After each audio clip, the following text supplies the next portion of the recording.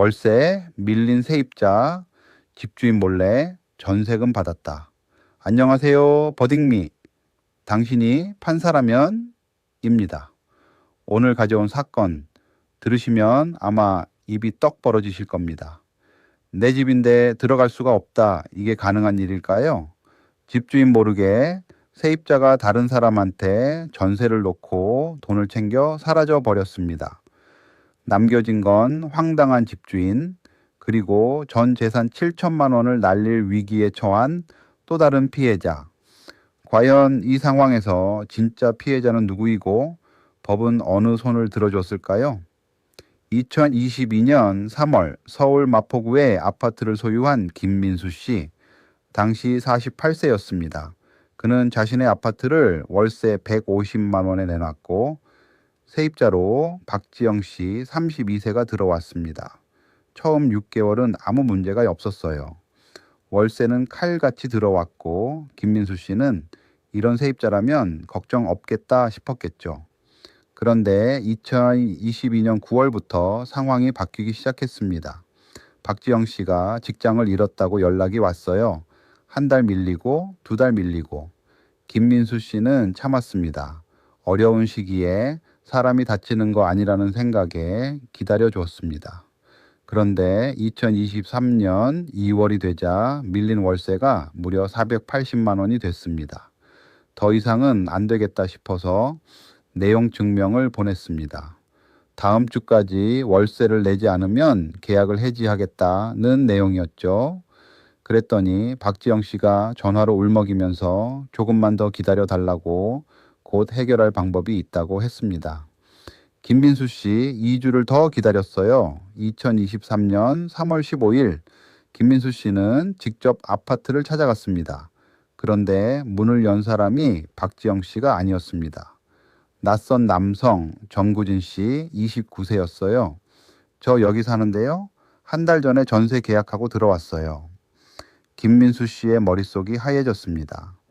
박지영 씨는 김민수 씨 몰래 전구진 씨와 전세 계약을 맺었던 겁니다. 전세금은 7천만 원. 그 돈을 받고 연락을 완전히 끊어버렸습니다. 경찰에 신고했더니 민사 문제라며 법원에 가라는 말만 돌아왔어요. 자기 집인데 들어갈 수도 세입자를 내보낼 수도 없는 상황이 된 겁니다. 전구진 씨도 억울하긴 마찬가지였어요. 부동산 중개소를 통해 정상적으로 계약을 맺고 전입 신고까지 마쳤거든요. 7천만 원은 그의 전 재산이었습니다. 두 사람 모두 피해자처럼 보이는 이 상황 2023년 5월 결국 법정에서 맞붙게 됩니다. 자, 이 사건의 핵심은 바로 이겁니다. 임대인, 즉 집주인의 동의 없이 세입자가 다른 사람한테 집을 빌려주는 걸 법에서는 무단전대라고 합니다. 민법 제60 29조가 이걸 명확히 금지하고 있거든요. 그런데 문제는 이 사실을 전혀 몰랐던 전구진 씨입니다. 선의로 계약했고 전입신고까지 마쳤는데 그 계약이 무효라면 그는 어떻게 되는 걸까요? 이건 단순히 법 조문의 해석 문제가 아니라 선의의 피해자를 어디까지 보호해야 하느냐는 우리 모두의 문제입니다. 먼저 김민수 씨 입장을 들어볼게요. 그의 논리는 명확합니다. 박지영 씨는 월세 세입자였을 뿐 집을 다시 남에게 빌려줄 권한이 처음부터 없었다는 겁니다. 민법 제629조에 따르면 임대인 동의 없는 전대는 계약 해지 사유이고 그 전대 계약 자체가 김민수 씨에게는 효력이 없다는 거죠. 정구진 씨가 아무리 억울해도 그건 사기를 친 박지영 씨한테 따져야 할 문제이지 자신의 재산권을 침해해도 되는 근거가 될 수는 없다는 겁니다. 반면 전구진 씨 입장도 충분히 공감이 갑니다. 그는 부동산 중개사무소를 통해 정상적인 절차로 계약을 했습니다. 박지영 씨가 적법한 임차인이라는 사실을 의심할 이유가 전혀 없었어요. 전입신고도 마쳤으니 주택임대차 보호법상 대항력, 쉽게 말해 나는 이 집에 살 권리가 있다는 법적 보호를 받을 수 있다고 주장했습니다. 게다가 7천만 원을 돌려받기 전까지는 집을 비워줄 수 없다는 유치권 주장도 내세웠습니다. 법원에서 그는 이렇게 호소했습니다. 이 집에서 쫓겨나면 저는 거리로 나앉습니다. 두 사람 모두 억울한 이 상황, 여러분은 어느 쪽 손을 들어주시겠습니까? 지금 버딩미 블로그에서 직접 투표해 보실 수 있습니다. 김민수 씨 손을 들어줄지 정구진 씨를 보호해야 할지 여러분의 판단을 들려주세요. 투표에 참여하신 분들께는 실제 판결이 공개됩니다.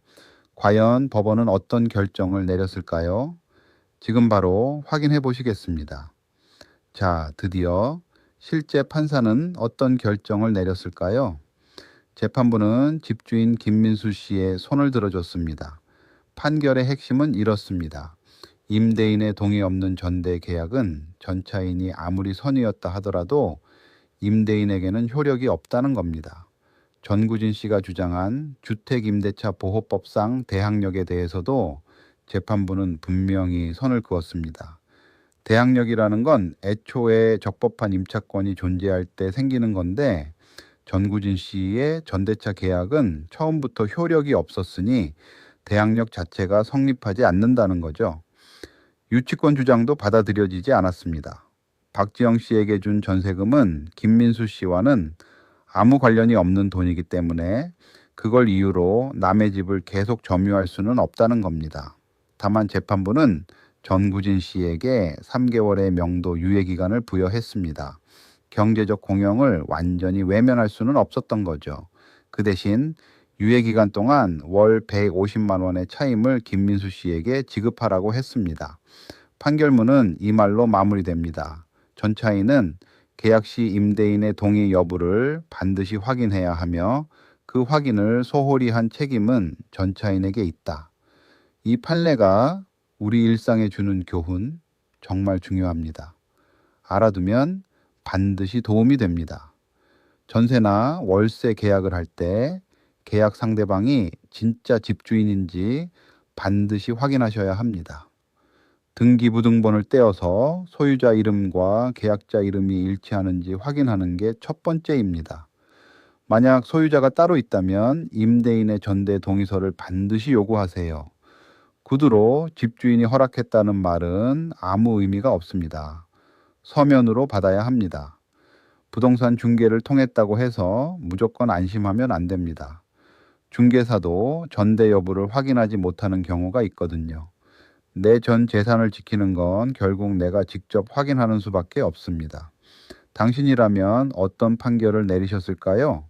억울한 집주인과 선의의 전차인 사이에서 법의 저울은 결국 소유권 쪽으로 기울었습니다. 오늘 이야기가 도움이 됐다면 버딩미를 구독하고 주변에 공유해 주세요.